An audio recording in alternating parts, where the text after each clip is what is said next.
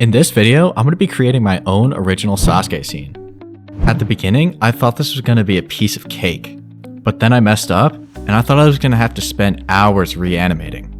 But we'll get to that later in the video. Before I did anything, I needed to create a plan. I had a general idea of what I wanted to do, so I cracked down and started drawing. After just a few short minutes, my storyboard was done. It was at this point that I realized that a first grader could have done a better job, but that wasn't going to stop me. So I jumped right into the first scene. Not gonna lie, I thought everything was going perfectly. Everything was lining up great, and everything seemed to be smooth. That was until I realized I was operating on ones and not twos. If you don't know what that is, that means I have to draw 24 separate frames for just 1 second of animation, as opposed to twos where you only have to draw 12. While professional animators will oftentimes use ones for intense fight scenes, I wanted to get this animation done in a week, so that just wasn't going to happen. So I tried to condense the video back to 12s, but Photoshop kept glitching and deleting half my frames. Shocking, I know. So I pushed through the pain and finished the scene on ones. Of course, due to my amazing animation skills and the fact that it was on ones, this scene ended up looking absolutely amazing. For something I would deem as a mistake, this animation sequence turned out so much better than I could have imagined. That being said, my problems were about to get so much worse. But just before that, I made some tweaks to the storyboard just to make the animation process a lot easier. I realized I hadn't drawn Sasuke before, and I'm so glad I made this adjustment. You see, the original plan was to have the shuriken draw Sasuke's attention, but this was going to be far more complicated than it needed to be. I also decided to remove scene 7 just to add more suspense to the animation. I started off scene 2 by drawing in Sasuke's rough shape and then doing all the line art, and this was pretty quick, but despite having a reference image, something still looked off. You see, it looked pretty good to me, at least at the time, and I didn't realize something was off until the very end. So despite my failure to catch my mistake, I zeroed in on the eyes and the slight movement for the hair. This was pretty easy, and it didn't involve very much time spacing or anything that complicated. But even though it wasn't that difficult to animate, it still took me a long time to do. That's just how animation is, and there's no real way around that. Sure, I could have gone back and spent more time on it, but in the grand scheme of things, the eye movement was not that important. But yet again, I ran into another problem, right as I went into scene 3. You see, my goal was to have a slow buildup of shuriken that my character was throwing at Sasuke. You see, the problem is that throwing a shuriken is a full body movement, or at least an arm movement. So I did some quick research and couldn't really find anything. The closest thing I could think of was a Gum Gum Gatling, but the problem with this movement is that it's a straight ahead movement and not one across the body. So I just did my best and kept on drawing, hoping it would look good in the end. I really wanted to emphasize the speed of the throws, so I incorporated a lot of motion blur for the arms, as well as a lot of after images of both the arms and the shuriken. It may have turned out a little messy, but at least in my opinion, I think it turned out pretty good, especially since I didn't really know how to do any of this in the first place. I then incorporated the gray tones for the character's silhouette, and this just made everything look so much better, especially since I was just scribbling for the arms, and it added in a whole new depth of build-up for the clip. At this point, I was starting to get really excited because I was finishing up the details for the eyes, and if you've ever done drawing before, you know that the final details are the best part. Once I had finished and rewatched the video, I realized it wasn't going to win any awards, but it was decent enough, so I went with it. Just before I moved on to scene 4, I found an amazing reference for Sasuke. So after 10 minutes of sketching out his line art, I was really happy with the results. I had a good feeling about this scene, and this only grew as I continued drawing, especially as I was adding in all the shuriken deflection. There was something about this scene that just, at least to me, really represented what Sasuke's personality is like.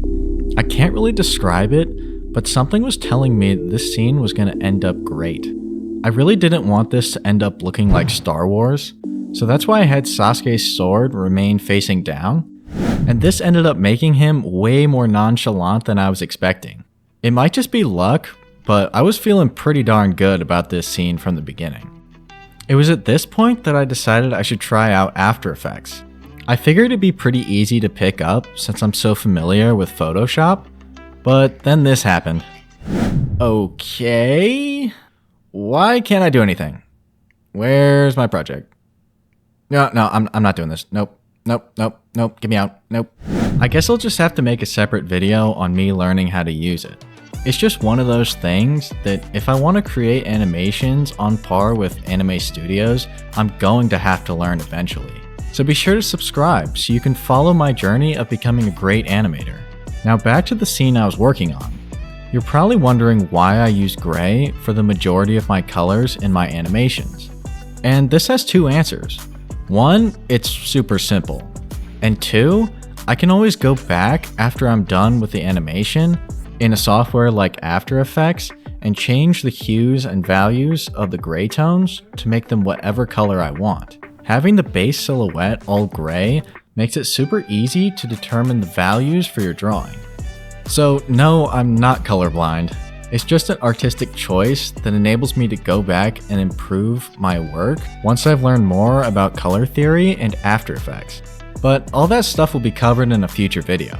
As much as I would love to go back and finish all my projects, right now I think it's a little more important that I learn the basic principles of animation. All of my animating up to this point has just been me messing around. And while I'm very proud of what I've created, I have a lot of room for improvement. Moving on to scene 5, this is where I started to struggle a little bit. It's a very quick scene, so I wasn't too worried about it, but the fact is that this is where my lack of knowledge about the basics started to show through. I'm pretty sure my proportions were slightly off, but I wasn't going to lose any sleep over it. While I would love to go back and redo it, it was really just an in-between scene supposed to represent some movement. Just a quick dash towards Sasuke, and that was it. There's something about motion frames that just gets me so excited. Pause. They convey so much emotion in just a fraction of a second, and they're super easy to draw. Finishing up this scene made me realize two things. One, this animation was going to be sick.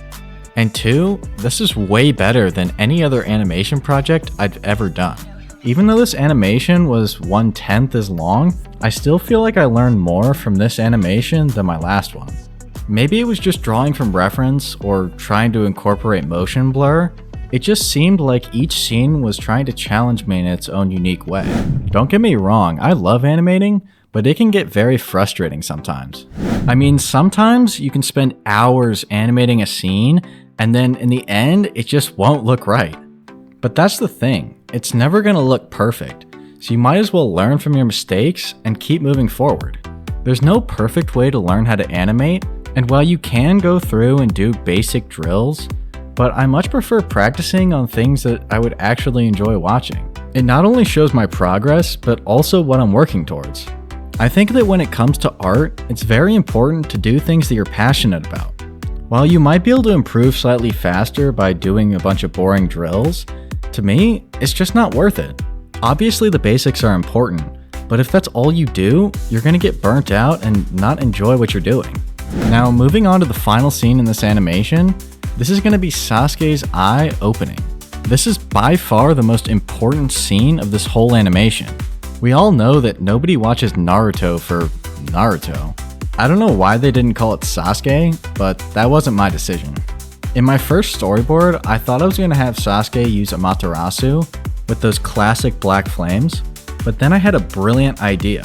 What if Sasuke used his Mangekyo Sharingan like Itachi did with Shisui's power? This would enable me to continue this animation in a future video, instead of my character just being burnt into a crisp. We all knew that Sasuke was going to win this fight, but at least this way I have some way of redeeming myself for drawing Sasuke like this. It was at this point that I realized I had to go back and redraw this scene.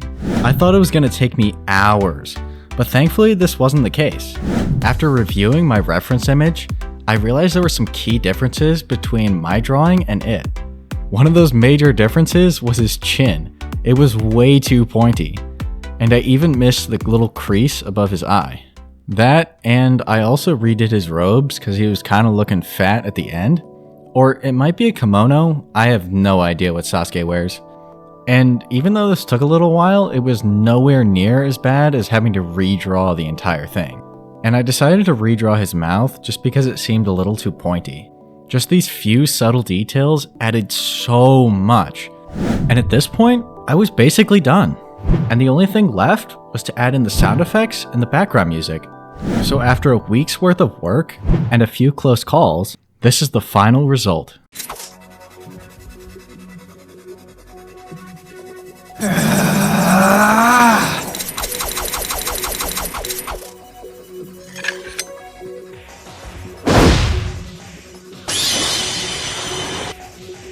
If you enjoyed my animation, be sure to subscribe. And even if you didn't, you should still subscribe. And with that guys, it's been an amazing animation project, and I'll see you in the next video.